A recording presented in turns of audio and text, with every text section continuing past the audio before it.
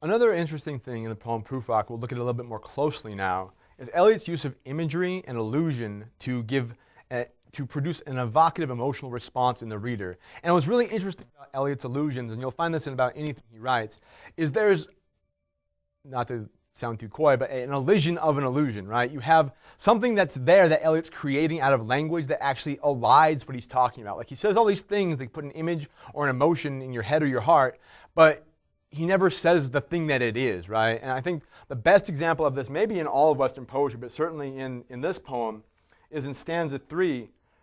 The yellow fog that rubs its back upon the window panes, the yellow smoke that rubs its muzzle on the window panes, licked its tongue to the corners of the evening, lingered upon the pools that stand in drains, let fall upon its back the soot that falls from chimneys, slipped by the terrace, made a sudden leap, and seeing that it was a soft October night, curled once about the house and fell asleep. Right? So this is both a part of the poem that's in a very set rhyme and meter. Right? Eliot reverts from what we have as free verse and free verse entirely in the first two stanzas into this kind of metric rhyming pattern, almost like a lullaby or a nursery rhyme, right? That has in rhymes on every line. And what happens is, the image that's created here, right? Like there's this yellow fog that rubs its muzzle on the window panes, that takes a leap, curls around the house and goes to sleep, right? It's a cat. Like this yellow fog is this yellow or orange cat jumping about the house. It has feline attributes, right? But he never says the word feline. He never says the word cat. It's this yellow fog, right? And so he is very good at getting us to see an image or associate this group of images with an object or a thing that's never actually mentioned, right? So he's talking about a cat. He's giving us an image, not even just an image, but a feeling of a cat. We can feel this cat rubbing against our legs or curling around our back or brushing by us. But the word cat's never used. And so it becomes more than a cat, right? It also becomes, if you were in London at this point in time, the yellow smoke, which is like the pollution and the diesel fumes that are also wafting around these sawdust-filled hallways of these cheap hotels. And as you're walking around the street in London at night, all these fumes and the gas lights, right? It's this ambiance of London itself that is also at the same time a cat in one's house, right? And so there's kind of this permeation of this entering into the private space of the house, of the room, by this outside pollution, this yellow fog, this yellow mist. That's, as much as it's a beautiful image of a cat, it's problematic and disturbing to us because it's this polluted cat, right? We can't stop from getting into our houses. So it's a beautiful image in a way, and it's also a troubling image at the same time. And that's what Eliot's so good about, is conflating these things. So we can't ever escape from the sordidness and the problem of modern experience. At the same time, there's beauty in it as well. And that's one thing that he does quite nicely in the poem. The next part we'll talk about here is, all right.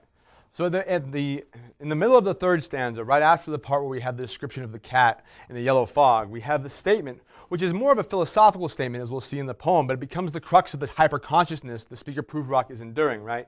He says, there will be time to prepare a face, to meet the faces that you meet. There will be time to murder and create, and time for all the works and days of hands that lift and drop a question on your plate.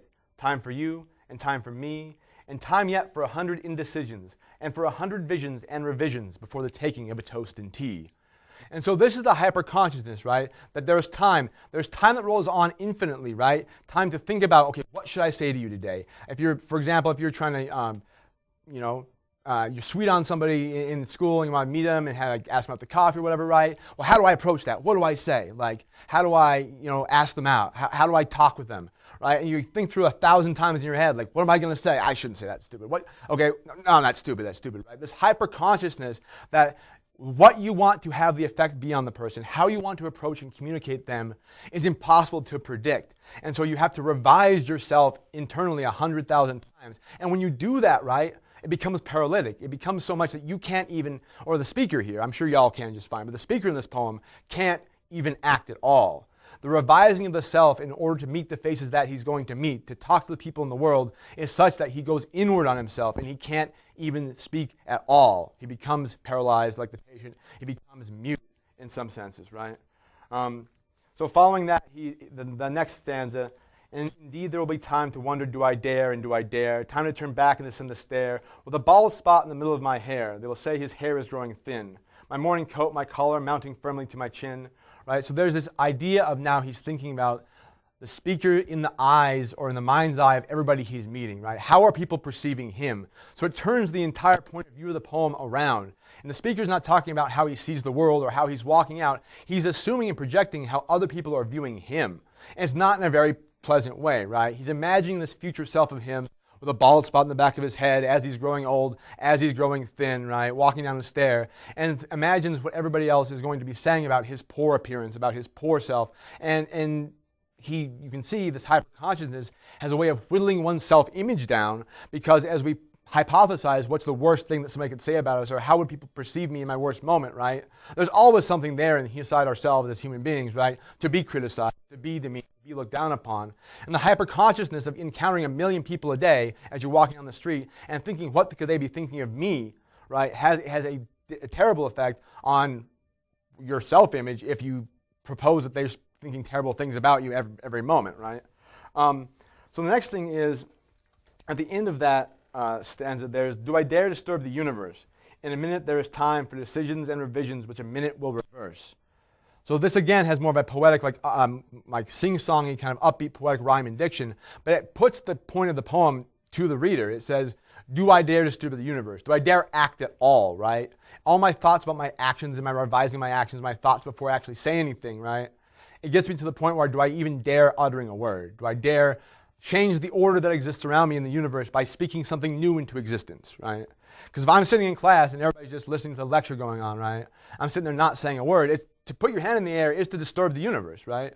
It's to disturb the order around you and put yourself in a vulnerable position to say, here's my first original thought. Here's what I think. And that's a vulnerable place to be in for anybody, because guess what? Like, you could be wrong. Like, anybody could be wrong at any moment. And so the idea that you could be wrong and criticized by people around you, like in society, not in this class obviously, right, is that it silences people from speaking at all. And because of that, the speaker here doesn't want to disturb the universe. So that's the first question is, do I say anything? Do I just blend into this like morass of human beings around me, this flood of humanity, and just disappear and become nothing and not even, exist in a real sense at all, right? And that's the question the poem's asking us as well. So there's an interesting part later on in the poem that I'll talk about before we end this lecture, because we're probably running out of time. So about the idea of the individual walking down the stairs and the idea of the individual in the mind's eye of the others, there's this interesting part about later in the poem. He says, I grow old, I shall wear the legs of my trousers rolled. And many critics dispute what this line means, or what this is a reference to. But it turns out at the point in time, and this is at least my understanding of it, is that a fashionable thing for young men to do at this point in time was to roll the bottoms of their trousers up a little bit and show a little bit of sock on their legs. So it was saying, as I grow old, like I will try to be cool and hip by keeping my style young. So if I were to say, for example, like when I grow old and my mind grows slack, I will wear my ball cap front to back, right? It would be a similar thing today.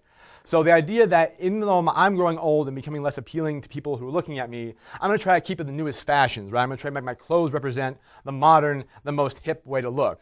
And so this is the hyperconsciousness of Prufrock again, like trying to alter the outward appearance or his apprehension in other people's minds by changing the outward garments he's wearing, right? And so it's a reference to the fashion of the time, and he's wanting to keep up with fashions even though he's not himself young anymore or to be viewed as such.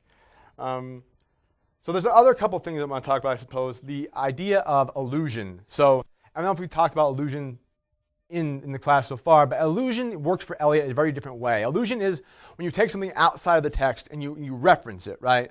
So you have something that's not in Prufrock exactly, or something from, let's say, for example, Shakespeare. So there's a line that probably people catch in the poem, I am not Prince Hamlet, nor was meant to be. I am an attendant lord, right? And so what Eliot's doing here is taking the context of the play Hamlet and the idea of the character of Prince Hamlet and inserting it into this poem to do a certain thing, a certain thematic element he's trying to emphasize. And what that is that the character of Prince Hamlet is the center of the play Hamlet, right? He says, I'm not Prince Hamlet, I'm not the big shot, I'm not the head honcho, I'm not the guy who has this existential crisis about becoming king, about killing the existing king who was his uncle to avenge his father's death. Like, this is a really great, like, fundamental character, Hamlet. I'm not that guy, right? That's not me. I'm an attendant lord who will do a swell of progress to start a scene or two. So in the poem, or in the play itself, there's a character named Polonius who is kind of a foolish old oaf of a person who and you've probably heard the phrase either from a parent or a grandparent or maybe somebody at a commencement address, you know, neither a borrower nor a lender be. Be true to yourself, for that follows that you cannot be false to anyone, right? This is Polonius' character. And if anybody tells you those are great proverbs to live by, it's not. It's baloney. The whole thing Polonius is saying, he's saying truisms that mean nothing but sound great.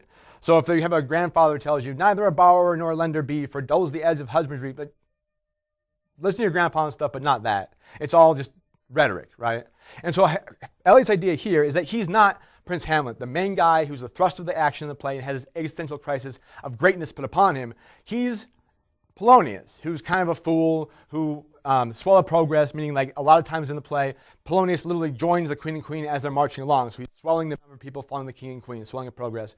And Polonius starts 2 scenes as the first speaker in the play Hamlet as well. So Eliot's like literally referencing Polonius indirectly again, like the cat who's there but not called cat, right? Eliot saying, I'm not Hamlet, I'm Polonius. And then he says, sometimes a bit obtuse, oftentimes even the fool, right? So he's saying that Polonius is the fool, and if Eliot has to be identified with anybody in the play, Eliot's speaker Prufrock here is a foolish old guy who doesn't, know what's really going on.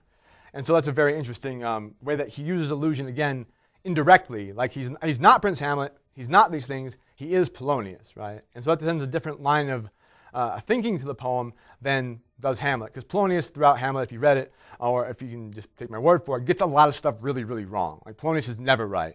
And so Eliot's again representing the hyperconsciousness of the speaker, thinking, is what I'm saying right? Can I communicate right? Are my assumptions correct? Or am I thinking just wrong and crazy, like Polonius, who's always wrong and crazy in Hamlet? So I hope that helps. But.